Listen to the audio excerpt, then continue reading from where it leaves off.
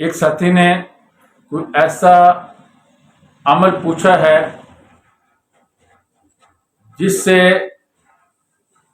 ہر طرح کی پریشانی دور ہو جائے، گھریلو پریشانی ہو یا کاروباری پریشانی ہو یا پیسے مانگنے والوں کی پریشانی ہو یا کوئی مقدمہ ہو، کسی بھی قسم کی کوئی پریشانی الجھن ہو اور بہت زیادہ پریشانیاں الجھنیں آ جائیں تو کیا وظیفہ پڑھنا چاہیے؟ ایک ساتھی نے یہ پوچھا ہے۔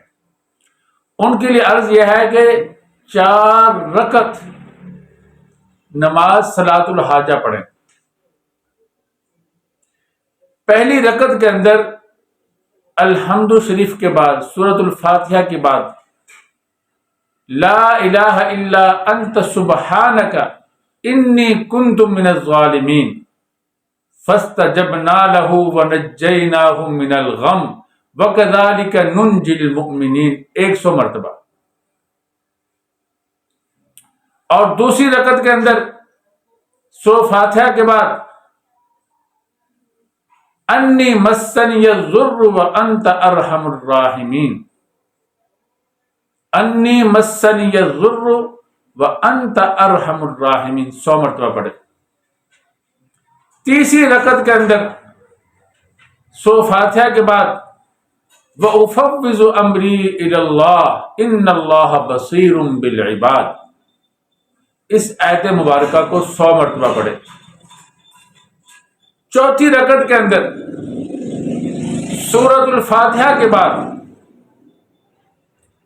حسبنا اللہ ونعم الوکیل نعم المولا ونعم النصیر 100 مرتبہ پڑھے۔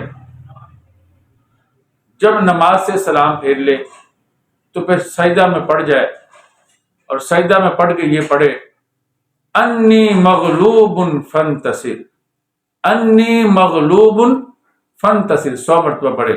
انشاءاللہ العظیم جتنی بھی پریشانیاں ہیں، مصیبتیں ہیں، حالات نے گھیرا تنگ کر لیا ہے، ہر طرف سے دباؤ ہے، طبیعت کے اندر بوجھ ہے، پریشانی ہے اور دل گھبراتا ہے، نہ معلوم کہاں سے کوئی مصیبت آ جائے گی، انسان جیسے کوئی بزدل جی رہا ہوتا ہے اس طرح کی زندگی جینا شروع کر دیتا ہے، ہر کھٹکے سے بھی ڈرتا ہے، گھبراتا ہے کہ کوئی پیسے مانگنے والا آ گیا، کوئی مصیبت آ گئی، کوئی پریشانی آ گئی، کوئی مقدمہ آ گیا۔ اس نماز کو اپنی زندگی کا حصہ بنا لیں، اللہ رب العزت تمام پریشانیاں انشاءاللہ العظیم دور فرما دیں گے، زندگی بہت خوشحالی والی، آسانی والی ہو جائے گی۔ اور یہ نماز کوئی لمبی نہیں ہے، 15-20 منٹ کی نماز ہے۔ دعا کیجئے اللہ رب العزت ہمیں اس نماز کی تمام برکات عطا فرمائے۔ وآخر دعوانا ان الحمد للہ رب العالمین۔